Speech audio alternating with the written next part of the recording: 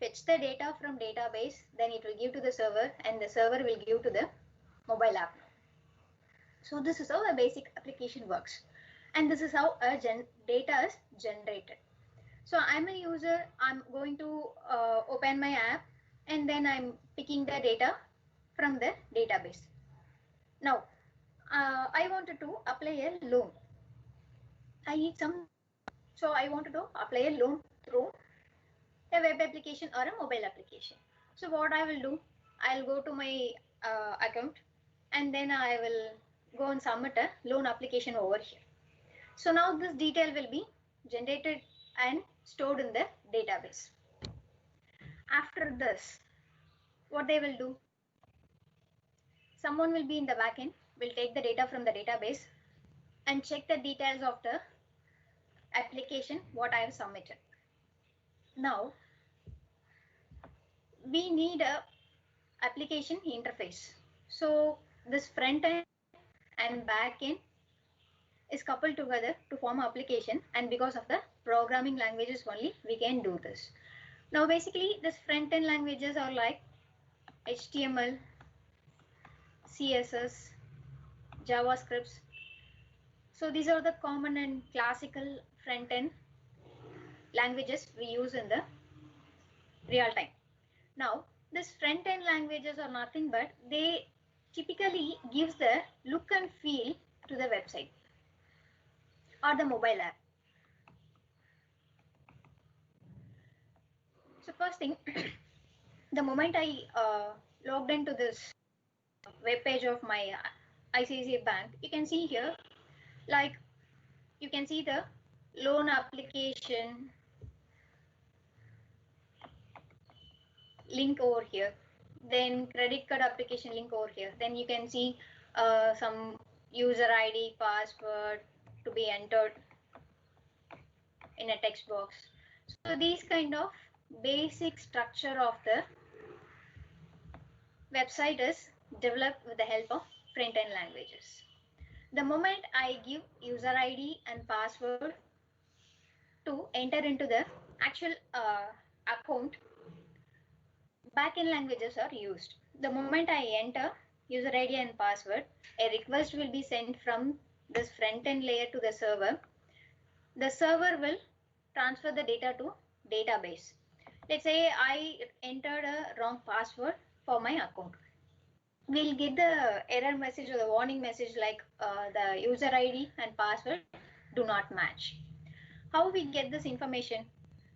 With the help of backend languages only, we can get the information. So backend languages are brain of the application. We cannot see that in upfront, but the logical construct will be done with the help of backend languages. So this backend languages, common backend languages are like Java, .NET, then SQL databases like MySQL, Oracle, like so many backend languages are there. So with the help of Java and Oracle, Java will have the application interface, then Oracle will have a database to store the data. So the moment I enter the user ID and password and click login, the server will transfer the data to database. The database will be programmed to check the user ID and password does match or not. So the program inside the database, what it will do is it will go and fetch the data from the database, and the user ID password is matching or not. If it matches, it again sends the request to the server or give the response to the server.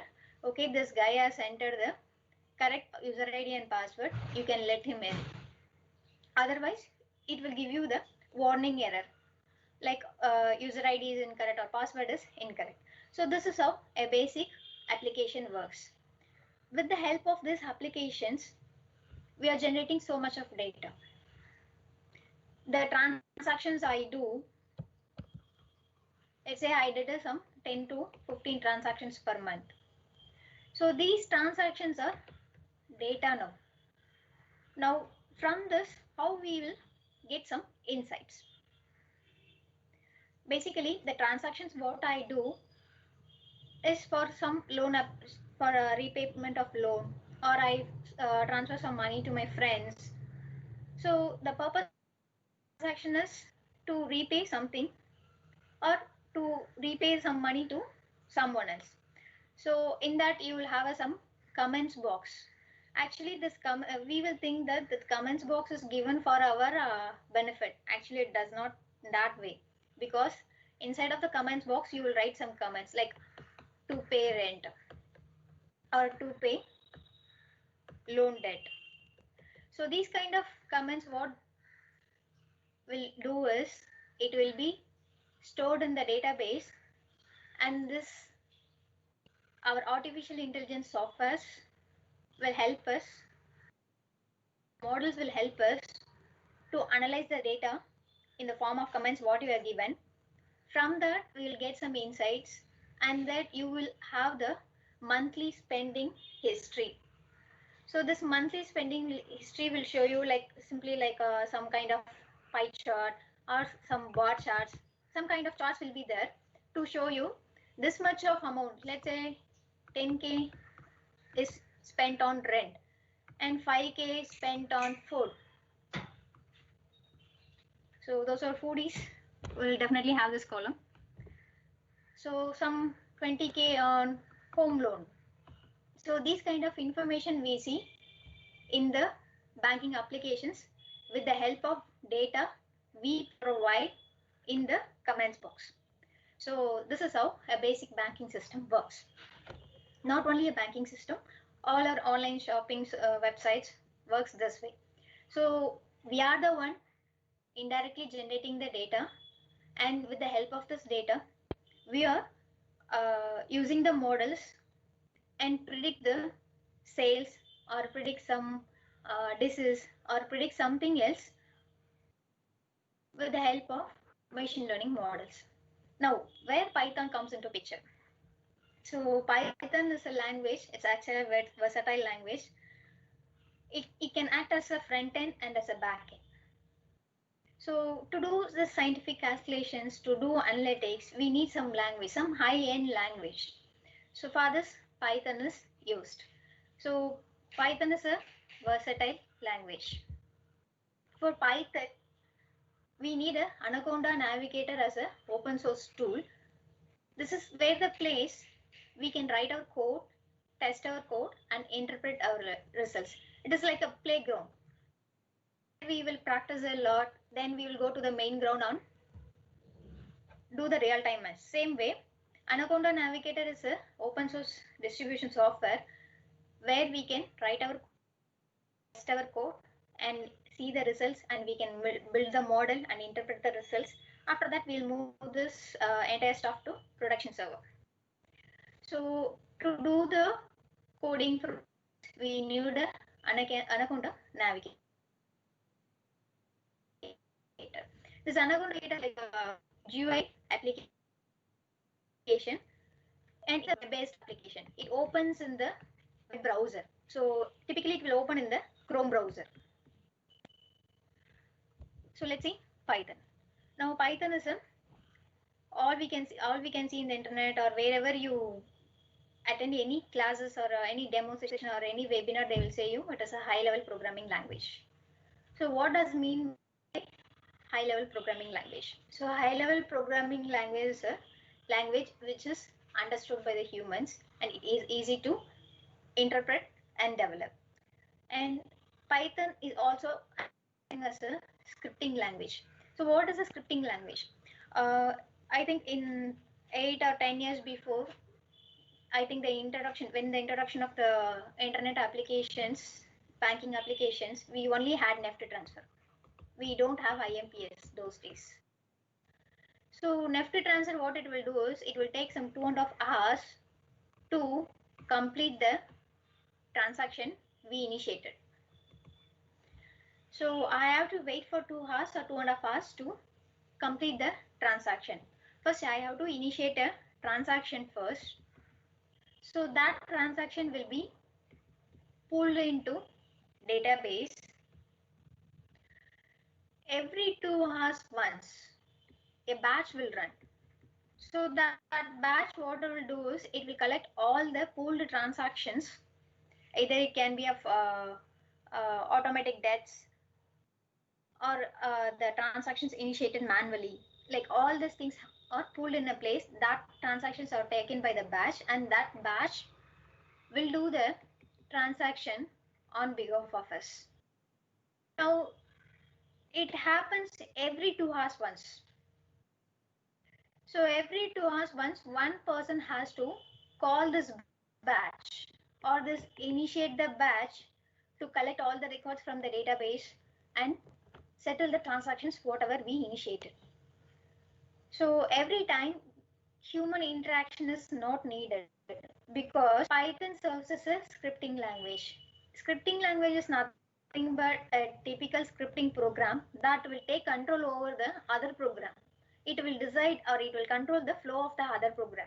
So when you write a script with the help of Python and put it in a server, whenever it is planned to automatically execute the batch.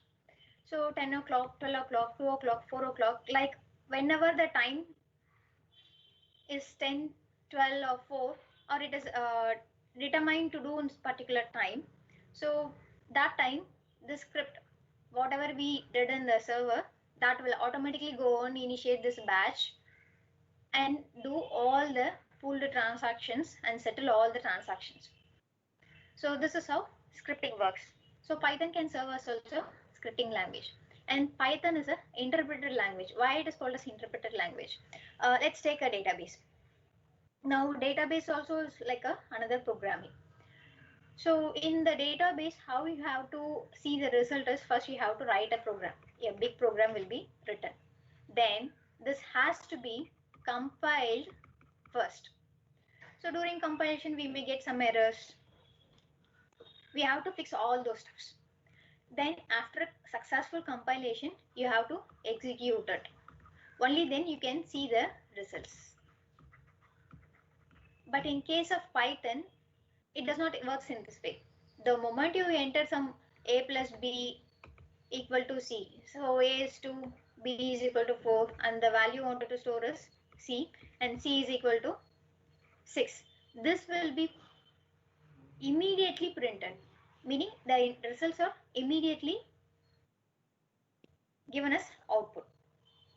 You need not to compile it, then execute it. These kind of things are not in Python. So most of the programming languages have this compilation part, execution part. These kind, or even some Java and .NET programming languages have building part also. You have to build the application. Once you run develop a code, you have to build the application. But Python is not that kind. You just need to write the code and you have to get the output as soon as possible. And Python serves also object-oriented programming language. So many good people are contributing to the Python community. So this Python community is a group of people who write program for Python, who develop program in a way different. So Python also supports object-oriented programming, whose concepts also applied in Python. And interestingly, in Python, everything is object. Since it supports object-oriented programming, everything is objects in Python. It will treat everything as an object in programming. So what are the uses of Python? It can be used as an analytical purpose language. With the help of this Python, nowadays we are building models to predict the sales, to predict the temperature, forecast the temperature, then predict the disease occurrence. Like so many things are there. So the highly used purpose of Python is analytical purpose. Then gaming. So PUBG, like so many popular games are developed with the help of Python. Since Python is a scripting, we use this Python for scripting purposes. Scripting is nothing but it's just a program to control the flow of the other program. So this scripting also done with the help of Python. And with the help of Python, we can develop web applications. So many websites and this web development are done with the help of Python and the Python related packages. So these are the basic some introduction about the Python. Now let's see nature of Python. So Python is a case sensitive language, meaning if I have x, y, z and x, y, z like this. As a human interpreted form, we will see this as a x, y, z and x, y, z as a alphabet, and both are same. But according to Python, it is completely different. It is case sensitive. Every case is mattered here. So this is full of capital X, Y, Z. This is lowercase. Even this, everything is completely different and everything is new to Python. So Python is a case sensitive language. We must be very aware of using the case. Then in everything is object. Python consider everything as an object. Let's say I have some x is equal to 10. I declared a variable with the value of 10. So what Python will do is, it will create a memory space and store the value as 10. Now I declaring y is equal to 10 again. According to me, x and y are different stuffs, but the data stored in the variables x and y are both same. So x and y are different variables, but Python what it will do is, before creating a memory or a memory location for a y, it will go and check any object exists with data or a value as 10. So already a data or an object is exists with the value of 10. So what it will do is, it will not create a new memory location to this y. Simply what it will do is, it will point this memory location to this variable or associate this memory location to this variable. So for example, like when I create a variable x with value 10, the memory ID of this 10 is like some 1, 2, 5. So the moment I give y is equal to 10, it will go and allocate this or associate this memory ID to the variable y. It will not create a new memory location. Such why Python is very good at garbage collection. And now if I change y to 15, so what it will do is, it will do I have a object the value of 15? No, it does not exist. So it will create a new memory with some 1, 2, 7. Now I create x is equal to, sorry, z is equal to 10. So this value will be associated with this object ID. Now I have z equal to 10, x is equal to 10, y is equal to 15. So now I change x is equal to something else called 20. Instead of 10, I change it to 20. So it will just simply untag the reference from this 10 and create a new memory location with 129 something. So again I change some z equal to 30. So this 10 will be completely removed from the memory location. Always remember, Python is object oriented and everything in Python is object. So a variable will be assigned to the existing object if it is available predefinedly. If not, it will create a new memory. So this is how basic Python works, and this is a simple garbage collection, and such why Python is so fast, and then only can give the result as fast as possible. And we know that everything in Python is object. So objects are either mutable or immutable. Mutable meaning changeable. Immutable meaning it cannot be changed. Once it is declared or initialized, it cannot be changed. Then Python is a indentation specific language. What does mean by indentation specific language? Before indentation, I would like to explain, like let's take Oracle PL/SQL. So Oracle PL/SQL is a language that uses declare begin, end. This makes a complete block or a one block of code. So this makes a individual component. Now in this declaration part, you can declare the variables and assign some value to it. And within this begin and end, you will write your body of the program. So this makes a complete program. So within this body of program, you can write anywhere, like you have this left aligned some editor.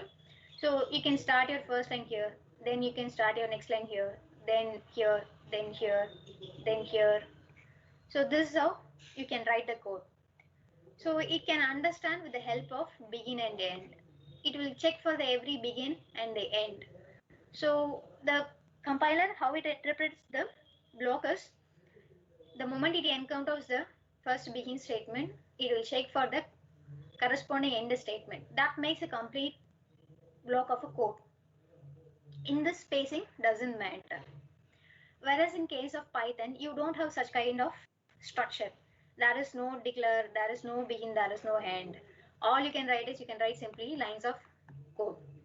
So how Python can understand this lines of code and differentiate, this is one particular block, this is another particular block of code. To differentiate this, we need some spacing. That is called indentation. So if you write a if block, you need to write like if some 1 equal to 2, then you have to write code. So the next line should be here. It should not start here. The next line should start here. Typically 1 tab or 2 tabs will be given automatically. The editor itself will bring you down when you give enter. So this spacing is very much important in Python. This is called as indentation specific language. With the help of the spacing only, it can understand this is one block of code and this is separate block of code, and this cannot be merged. When you write if and while loops, there you can see this difference very clearly. So let's see certain basics of Python. First one is variables and assignments. Then we look at data types. Then we'll go for this conditional statements, then loops, then packages. First thing is variable. What is variable? Typically, a variable is some container that will store some data. Let's say I have a cupboard. In my cupboard, I may have books, my system, my chargers, like so many things. I will place the things in a cupboard. So cupboard is a place where I keep my things. Similarly, variable is a place where we will store the data. So why we need a variable? Now I have input like 10, 20, 30. So 10 is a different thing, 20 is a different thing, 30 is a different thing. In the programming context, how will I take this 10, 20, 30 for further processing? I need to name it, or I have to give some name to refer and call inside of the program. So to name a data, we need a variable. So in short, a variable is a place where you can store the data. And here a is equal to hello. So a is a variable here. Hello is the data I wanted to store inside of the variable called a. And equal to is the assignment operator, meaning I'm assigning a value to this variable. So variable is nothing but a location to store the data in the memory. And variable is a very basic block of a program. Without variables, we can't do anything, because typically it stores the data. To process the data only, we are writing the program. So variable is a very important and basic building block of a program in any language. Okay, I have a variable now. Can I name a variable in a way I wanted? No, definitely no. They have given some restrictions to it. Why these restrictions? Let's see in detail. So variable names must start with a letter or underscore. So either it can start with some x, y, z or underscore x, y, z. This way it can start. It cannot start with some other special characters like dollar, at, like so many special characters are there. That characters are not allowed while naming a variable. Then as we see, Python is a case sensitive language. Same way, naming a variable also should be case sensitive. So this XYZ is fully caps, and this is camel case, then this is init cap. So Python consider these three things as a different variable, not as a same variable. And it cannot start with numbers. It cannot start with some other special characters. Same way it can start with the numbers also. It's a wrong declaration. And keywords cannot be used as a variable name. Now what are keywords? Keywords are actually reserved words. I have a class of 30 people. So 30 people will have different names. Every name is reserved to one person. Cannot call a one person with some other person's name, because a name is a reserved thing for one particular person. Same way, keywords cannot be used as a keywords are reserved words that are used in the dictionary of the Python. Dictionary meaning a list of words that has some predefined functions. If I give add, Python, what it will do is it will understand this guy wanted to add a input.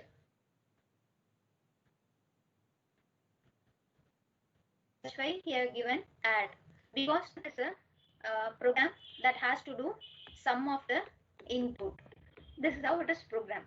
So keywords are reserved words we cannot use for variable name. There are some 33 to 35 keywords are there in Python. These words cannot be used as a variable name, or you cannot use it for some other purposes. So we all know that we are handling with the data only. Everything is data. So can data have types? Yes, definitely. So what are the data types? Numeric, dictionary, boolean, set. Under the hood of sequence type, we have strings, list, tuple.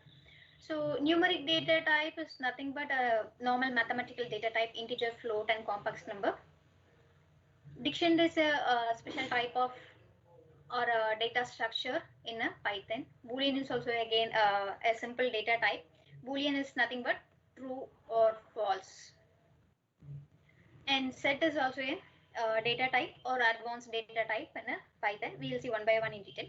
Under the hood of sequence type, we have strings, list, and tuple. So sequence type meaning continuous of characters or continuous of numbers in a single element. Here x is equal to, I say my name Deepna here. So Deepna is a name. It is a string. Because it is a string, the nature of string is it is enclosed in a single quotes or double quotes, and it have continuous characters to it. It will start from one character and it will end in some n number of characters. Even if you take a list, you may have some 1, 2, 3, 4 like this. So the continuous characters makes a sequence type. In short, if you have concatenated or stringed elements to form a one data, that is called as sequence type. So basic numeric type. When I declare a is equal to 4 and I want to check the type is nothing but the data type of a variable, and the data stored in the variable is integer. With the help of type function, we can check the data type of a variable. Sorry. So next is float. Float is nothing but when you have a decimal point and precision in it, is called as float. So complex numbers are nothing but it has some real part and imaginary part. Some languages may do not have this complex number as a data type, but most programming languages have. So real numbers and imaginary numbers also can be uh, used for the functions in Python. Next is Boolean data type. Boolean is nothing but either it is a true or false. And true, in case of true and false, the first letter should be uppercase. It must be uppercase. Only then a Python can understand, okay, this guy wanted to store a data of Boolean data type. Next is string. So string is basically a sequence of letters or numbers and symbols and spaces. So this is a classical example.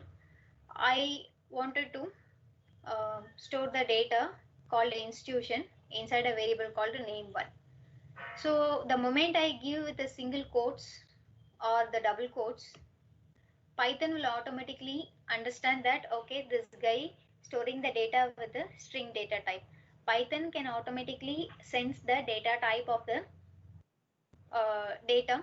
We need not to explicitly declare the data type of data. Some of the programming languages we need to declare explicitly x integer, and we should specify the length or the maximum length a variable can hold. Let's say I have some x is equal to integer of 10, then y is equal to some char of 4.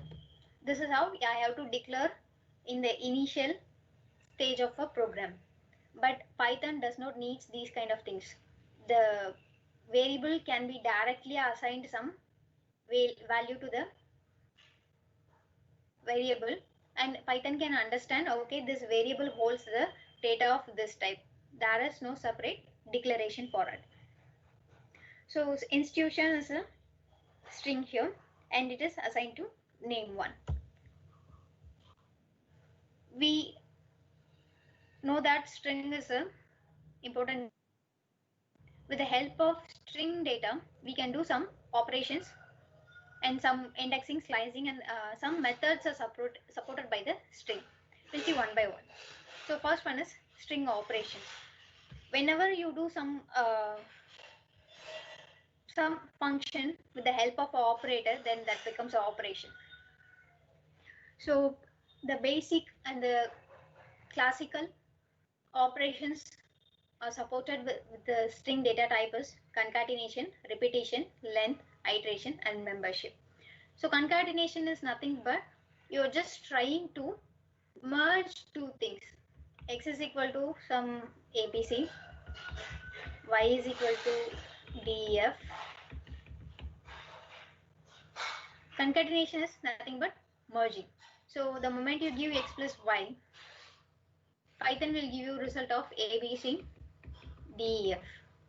If you give Y plus X, it will give you DEF, ABC. So the order is important. The way you give, that will be considered. So plus is a operator that performs a concatenation, not a addition over here. Because it is a string data type, it does not support arithmetic operations.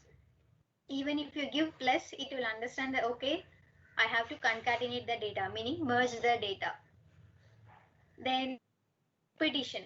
So repetition is nothing but the repeating the same thing with n number of times. Let's say I have a scenario here.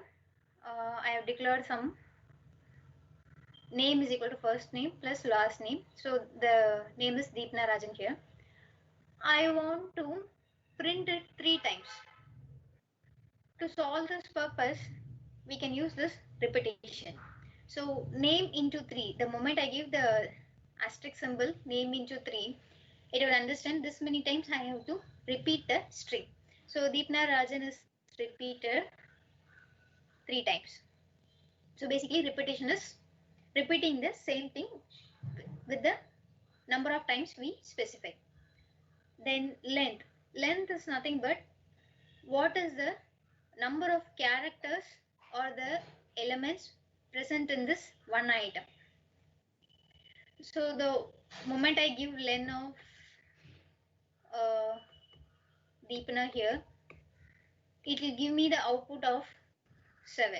It will basically calculate or count the number of elements in this one item and give you the result as an integer. Then the important thing is iteration. Iteration is nothing but when you use this loop and all, the main purpose is you have to iterate the loop, meaning you have to repeat the same process again and again for certain number of times or till the condition is met or unmet. So string the operations in this iteration will support by the string data type. Next one is membership. What does mean by membership? Let's say I have a club. In the club, I'm a member, meaning that I belong to a club. I'm associated with this club. Same way, when I say membership here, uh, let's take this example here, Deepna. I want to check element D is belong to this Deepna or not. So what I can do is write D in Deepna.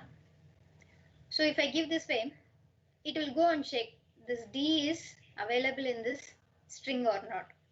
If it is available, it will return you true. Because in is a membership operator here that will allow us to check a single element or a group of element belonging to this item or not. So these are the basic string operations.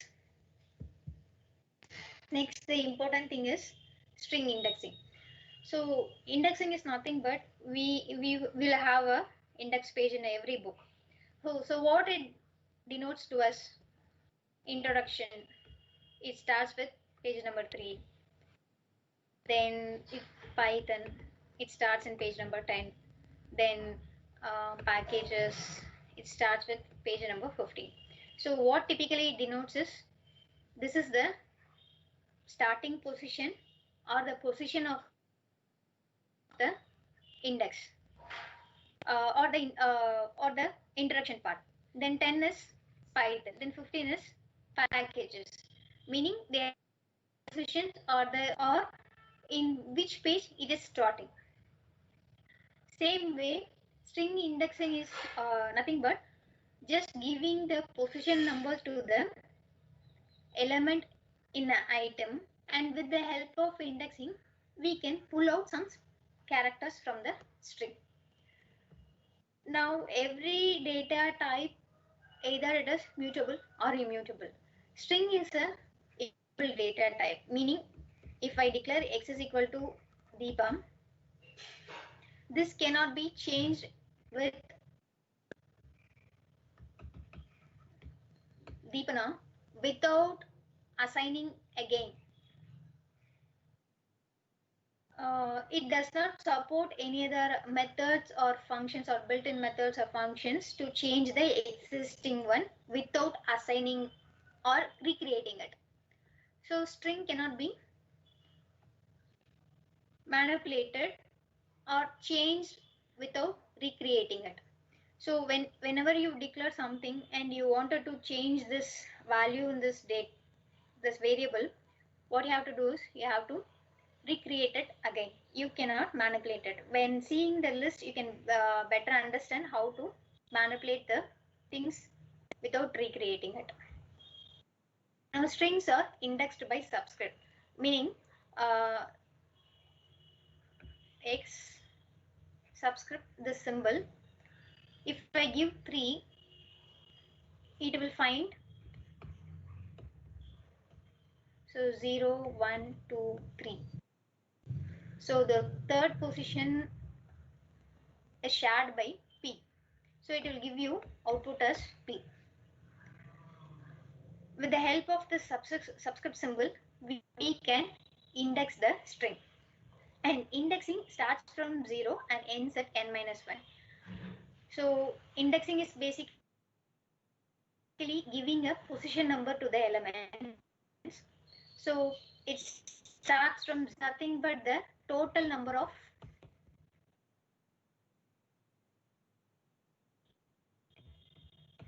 so 1, 2, 3, 4, 5, 7. The total number is equal to 7. Since it starts from 0, to understand that n minus 1 meaning it is 7 minus 1, which is 6. And it starts from 0. So 0, 1, 2, 3, 4, 5, 6. So indexing can start from 0 and ends with n minus 1. This is a thumb rule here. Then, okay, I have indexed numbers this way. Can I do reverse indexing, meaning the negative indexing? Yes, that is also possible. It starts with -1, -2, -3, so on. Why is it so? Because we have a this graph, no? This is x, this is y, then this is a y bar, this is x bar, meaning that negative side, this is negative side, and this is positive side, this is positive side. So this point starts from 0. 0 positive, non-negative. So to traverse in this direction, we are starting it from 0. But to traverse in this direction, we are taking from -1. So you cannot say -0, but you can say -1. So negative indexing is done with the position of -1, not as 0. We have to remember two things in the indexing concept, because this concept is applicable for list, set, tuple, or even if you go with the NumPy and pandas and index a matrix or index the data frame. This is how it works. So positive indexing and negative indexing are the types of for strings. So as I said, positive indexing is nothing but traversing in the left to right direction, and it starts from 0 and it ends with n minus 1. So solution is a 8-letter word.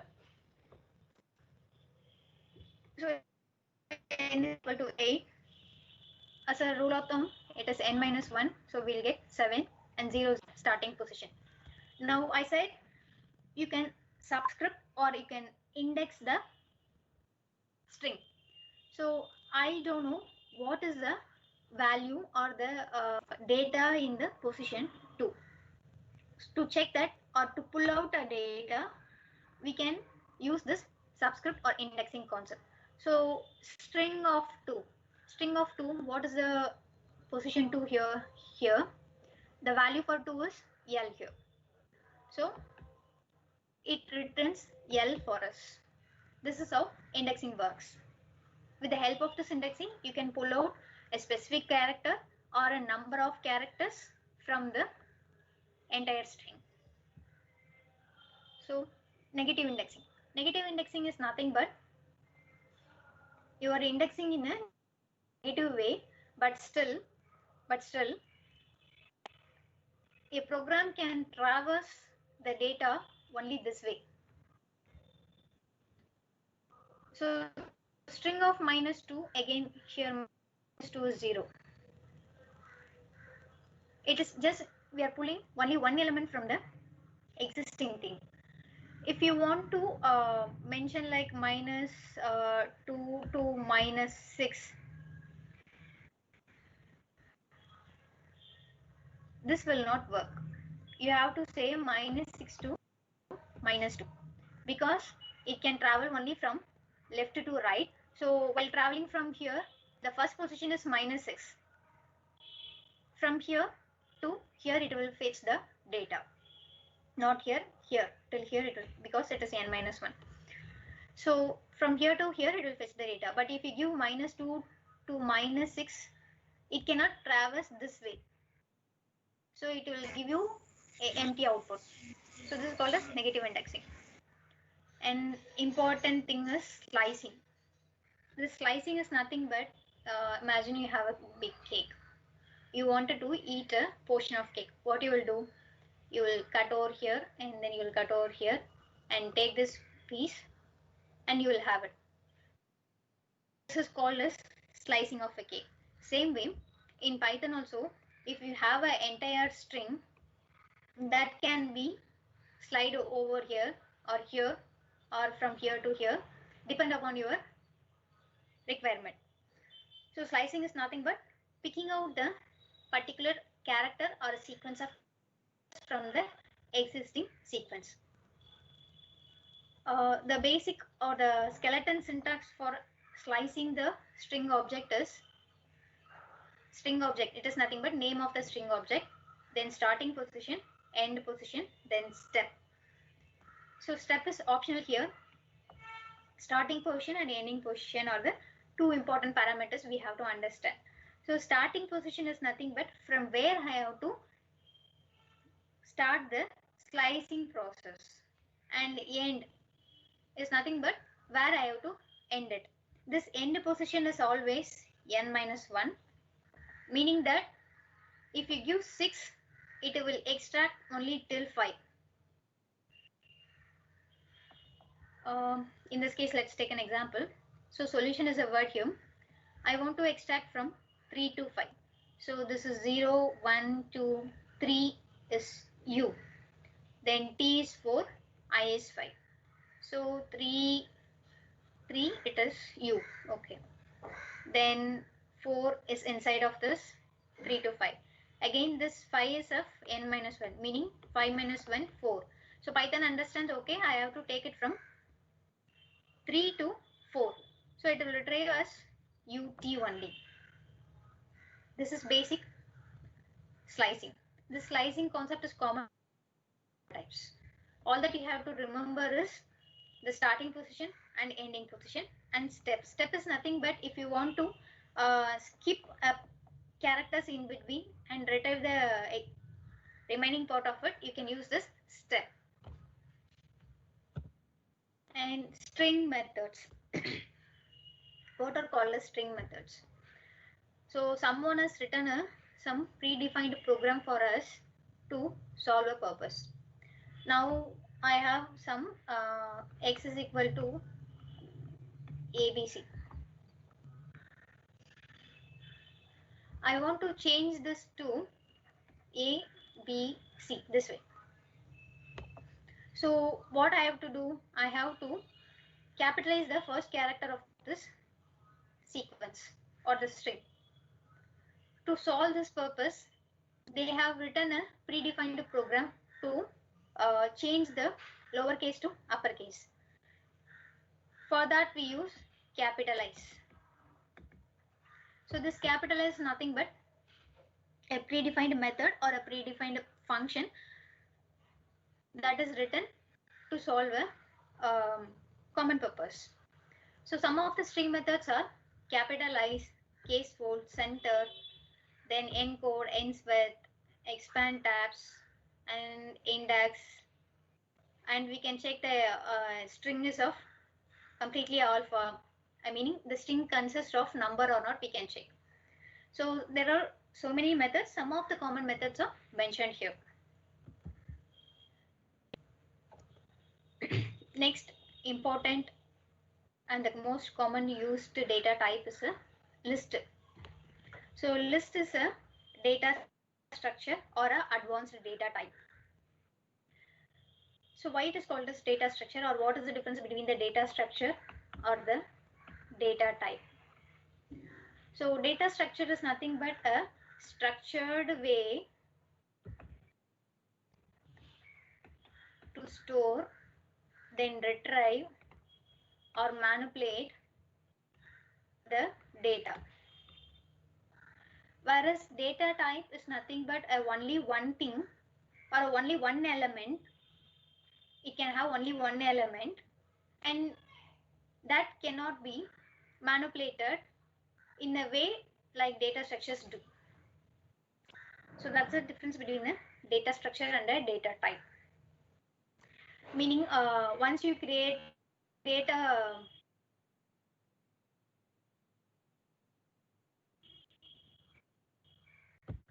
I can remove 5 elements from that, or I can add some another 5 elements to it, or I can replace the single element or multiple elements with something else without recreating the thing freshly. So that's called as data structure. So data structure is common for many programming languages. In that, list is a very important thing for Python. So list can have multiple elements of any other data type. So you see in string data type, the moment I give this way, it cannot be changed. And it can have only one item, meaning only one element to it. Whereas in case of list, you can have multiple elements and that can be of any data type. Let's take this example here. Names equal to apple, banana, butter, cakes. Like so many elements. This all elements belong to one variable called names. So typically list can store even I can, with the help of comma, I can put 5, 7, then again with something, some other list can also be added to this existing list. So list is an unordered and mutable collection of objects. Unordered meaning there is no particular order to it. The way you give or the way you initialize, that will be taken as is. And it is mutable collection, meaning I declared with apple, banana, butter, cakes. Now I don't want to have a butter in this list. So what I can do is I can just simply remove with the help of remove method or a pop method, and without changing the or without recreating this names. Whereas in case of strings, you cannot do this way. So that's a special advantage of list. And how to denote this list to the Python? So when you write with the subscript and you enclose some elements into it, Python will understand, okay, this is a list data type or a list data structure. We'll see list functionalities as like a string. So this list operations are similar to string operations. Concatenation, repetition, length, iteration, and all, the functionality remains the same. There is no change in it. So list 2 here, let's take an example. List 1 here, I have 1, 2, 3, 4, 5. List 2 is 5, 6, 7, 8.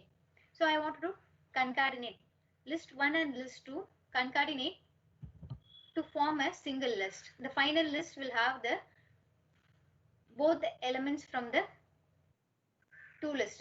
So this is concatenation. So if you give, these are numbers,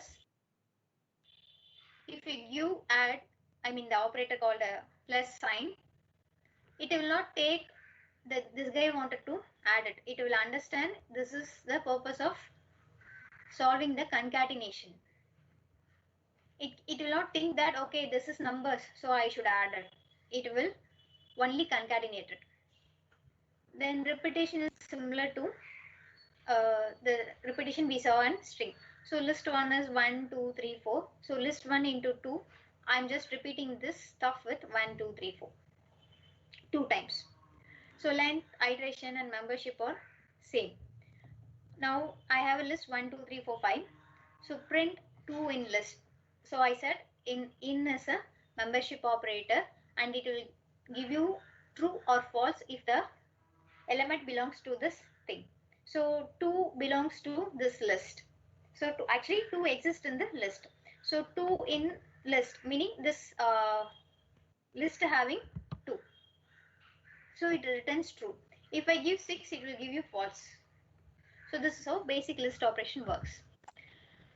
Now list indexing is similar to string indexing. Indexing is common for all the data types. It starts from 0 and ends with n-1. This is called as forward indexing or the positive indexing. Then if it starts with -1, -4, -5, -4 like this way, this is called reverse indexing or backward indexing. List slicing is also similar to string slicing. So here 1:3. 1 is the starting position, colon, and 3 is the ending position here. So this is 0, this is 1. So from 2 and n-1, it will give you 2 and 3 because n-1 is 3 minus 1, it is 2. So this alone is extracted or sliced. So this is how list slicing works. Some of the list built-in functions are length, max, min, and list. So length is nothing but this is a common function wherever you can use it. So it will count number of elements in the list and it will give you the output as a whole number.